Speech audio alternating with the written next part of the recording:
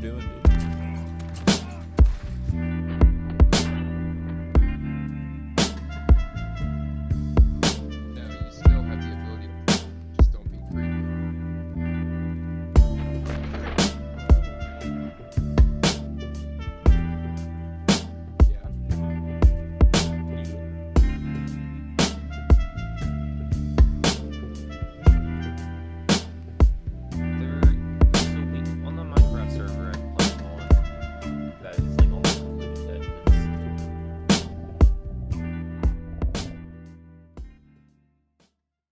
Hey, what's going on, everybody? My name's SpinShootImpress, my big dick friend. and/or Brandon, and hopefully you guys are having a fantastic day. This is disgusting. I used to have a 1.2 kill death ratio, and to be honest, like, I'm not gonna sit here and even try to flex on you guys. Like, that was the best I've ever had on a Call of Duty, was a 1.2. Back in the day, it felt pretty cool to have a 0.9 whenever I was playing Black Ops 1, but you know, having a positive KD ratio is fantastic. When I was going for Damascus, though, there were a lot of times where I just kept on killing myself over and over again, especially during the launchers when I was trying to get more ammo. That was just ridiculous. It just wasn't even fair. And a lot of times I was playing Shipment 24/7, and you can't help if you die. You're just getting spawn killed, spawn killed, spawn killed. It's bound to happen. Another thing that's disgusting, look at this. Like, I just don't go for the season challenges whatsoever. So I think this time around, since red's my favorite color, I'm gonna go ahead and try to finish these. So with that being said, let's go ahead and look at what I need to complete. I'm actually pretty upset about this MTEX one because I'm gonna have to abandon my oh so precious throwing knife. I saw FaZe Jev say that he was going to be really annoyed with the fact that he had to play Cyber Attack, but Search and Destroy is my shit, dude. I used to play so much Search and Destroy back in the day because of trick shotting and all that fun stuff, so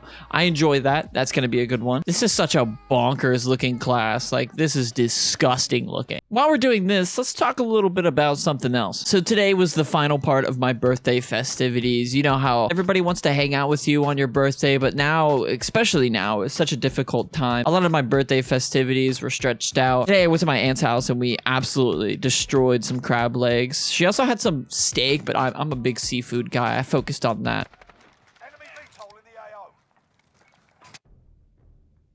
Not dealing with that shit. I don't know what it is, but crabs are one of those foods that I can just eat forever and ever. And if I have melted butter, I'll just soak that shit right in there. And yeah, I realize that my heart's probably going to stop before I turn the age of 25, but you know, 23 years old, 25, I've lived a good life. You could definitely sit 2 pounds of crab in front of me and I would just destroy that shit, especially, oh my god, with hush puppies? Oh, ooh. If you don't like seafood, I automatically assume that there's something a little wrong with you. It's definitely one of those things where it is acquired taste, especially if you're weird about food. I definitely was when I was a kid. I was somebody that just wouldn't eat anything unless it was mac and cheese or chicken nugget. Look, dude, I'll own up to it. I was kind of a weenie when I was a child. But once you kind of get into it, you'll love it, dude. Smother that shit in butter. Ooh. Ooh. Take a look at your phone right now, and I want to know what kind of phone that you guys have. Here's the thing, I don't want any Android versus iPhone arguments inside of the comment section, because here's the thing, it's like hamburgers versus hot dogs, it's like Burger King versus McDonald's. Brother, everybody has their preferences, and just because you like one thing over the other doesn't mean that you're a master race or whatever. Even though those green bubbles are a little ugly and, you know, you don't have iMessage, it's fine, it's cool. You know, I'm not here to try to start that battle. I've had the iPhone 8 for the past, I would say, around 2 or 3 years. I upgraded from an iPhone 6, believe it or not, and the iPhone 6 was fantastic, like one of the greatest phones I've ever had. It just, by the time I hit my 2nd year of having that thing, it just went to shit. The iPhone 8 Plus has been one of the most reliable phones for me, though. Like, the 6 was great, fantastic, but at that point, once you hit the 8, it's so reliable to the point where you can keep that thing for years and it'll still be on top. It'll still be better than the mid-range phone of today, at least.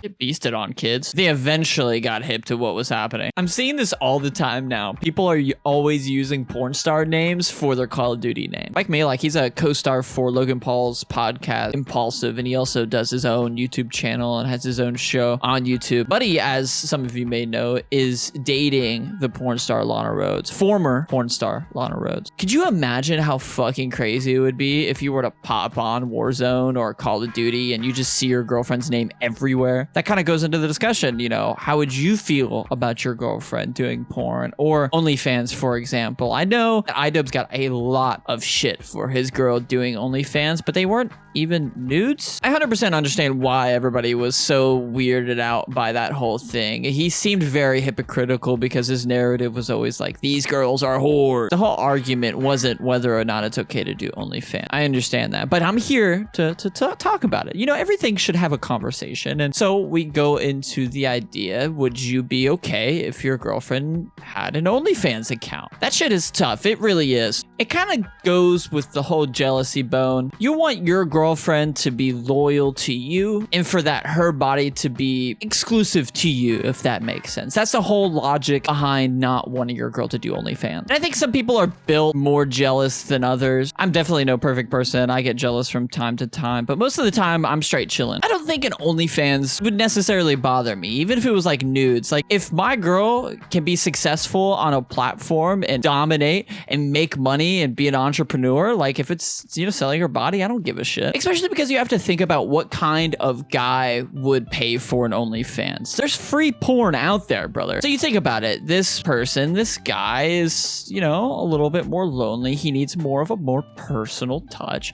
Like I said, there's nothing wrong. That's just where my mind frame goes to. If you're trying to subscribe to an OnlyFans account, you're probably more lonely than the average person. Ooh, Jesus.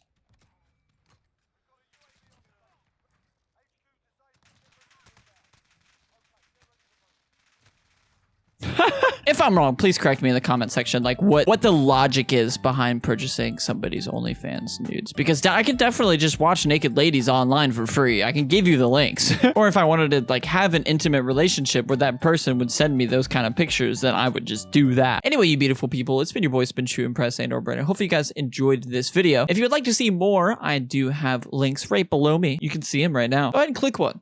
See what happens. You could get a cookie. You could win $1 million. Go ahead, click it. I'll wait for you.